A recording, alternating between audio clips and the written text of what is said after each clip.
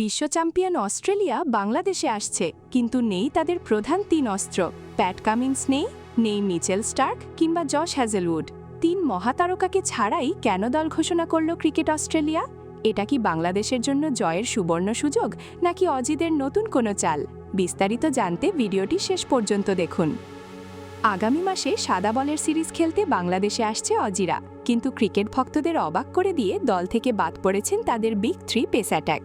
নির্বাচক প্রধান George Bailey জানিয়েছেন, আগামী আগস্টে বিশ্ব টেস্ট চ্যাম্পিয়নশিপের ব্যস্ত সূচির কথা মাথায় রেখে কামিন্স, স্টার্ক এবং হ্যাজেলউডকে বিশ্রাম দেওয়া হয়েছে।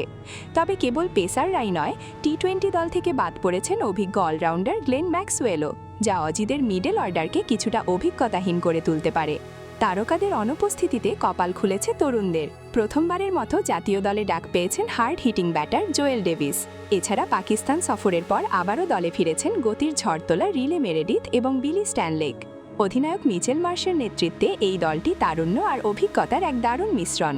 বেইলির মতে, উপমহাদেশের কন্ডিশনে নতুনদের বাজিয়ে দেখার এটাই সেরা সময়। অস্ট্রেলিয়ার এই দ্বিতীয় সারির বোলিং অ্যাটাক বাংলাদেশের ব্যাটারদের জন্য বড় সুযোগ হতে পারে। ঘরের মাঠে টাইগাররা বরাবরই শক্তিশালী। কামিন্স, স্টার্কদের অনুপস্থিতিতে সিরিজ জয়ের স্বপ্ন এখন আরও উজ্জ্বল।